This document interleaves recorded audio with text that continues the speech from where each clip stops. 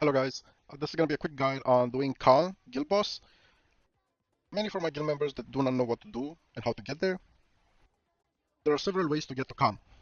The first being the Magnus, which you can click on and you teleport to Aquilla Island at the top middle of the map. To be able to use the Magnus, you need to have completed Abyss 1, the Magnus. This will unlock the Magnus Regional Teleport, which will let you jump in the well after you have selected a destination.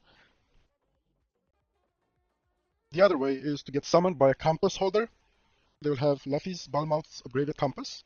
You'll join a party with them, and they will use the compass, and you will receive this icon up here for assembly, which you left click on, and it will teleport you to the compass wearer's location. Other methods of getting to Aquila's island, where Khan boss spawns, is to travel there by boat, which will be either the guild boat, which will look similar to this, or a personal boat,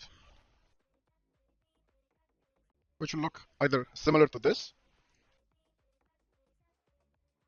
or like this one, or one of these endgame ships that is like the one that is coming this way.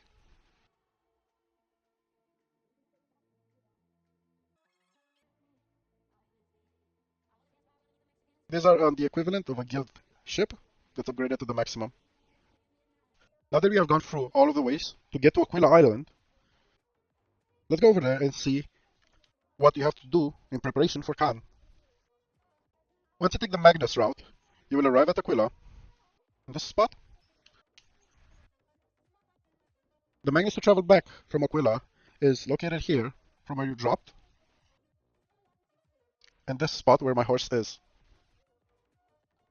Once you are here, you will travel this path around the island, and if you are doing the bosses with your own guild, you will stop at Elro and grab the quest that's going to say Khan level, and whichever level Khan your guild is doing.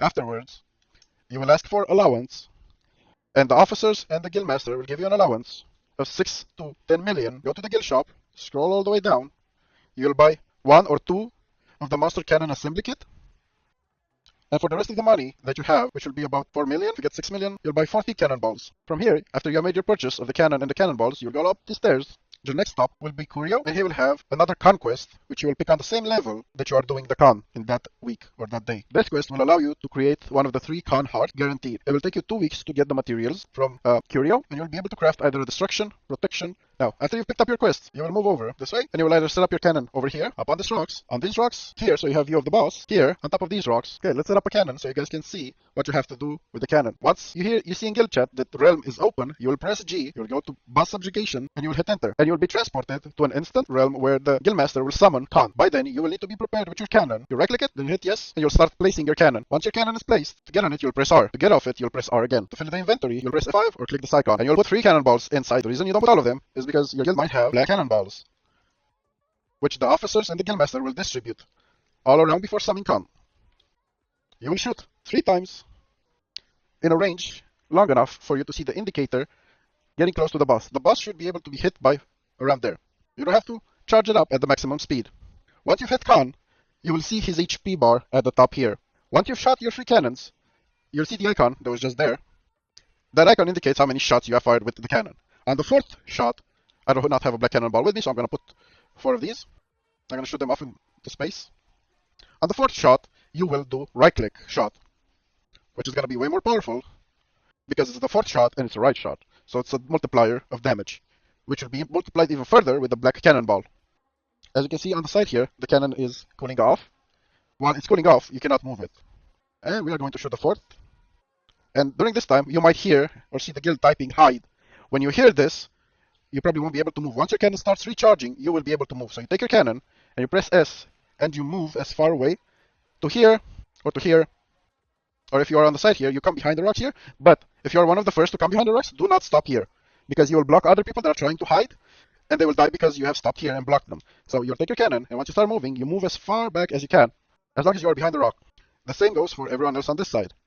you can use this rock as well to hide behind. And the same goes for that rock and every other rock in here. Now, one thing I've seen one of my guild members do is he went over here and died. Going over here will not protect you from cons. The safe area is the light over here, mainly. So up until here, it should be safe. Do not go over there. You'll die. To know when you need to hide, Khan will say, powerful attack in red in the middle of your screen.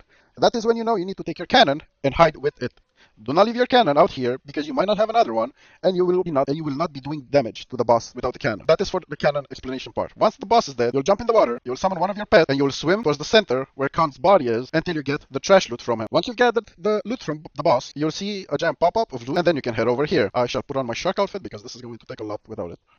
Once you've reached shore, press G, go to boss subjugation again, and hit exit to exit Khan's realm, and then you will go to the NPCs that you've picked up the quests from, and you'll pick up your reward for that week. First one is at Curio. The second one is at Elro. Now, once Khan is done, Guild Teleport will be used, which is called Command Together. As we've seen previously with the Luffy compass, the icon appears up here. The Guild Teleport is the same, except instead of 3 green people, you will have a green flag that will show up here. Once this happens, if you're with your main character, make sure you call your horse, get on your horse, and once you're on your horse, you can click the teleport and accept it. Do not leave Khan Island without your horse, if you do not have a Celestial Flute, which is one of these, which allows you to call your horse from anywhere in the world.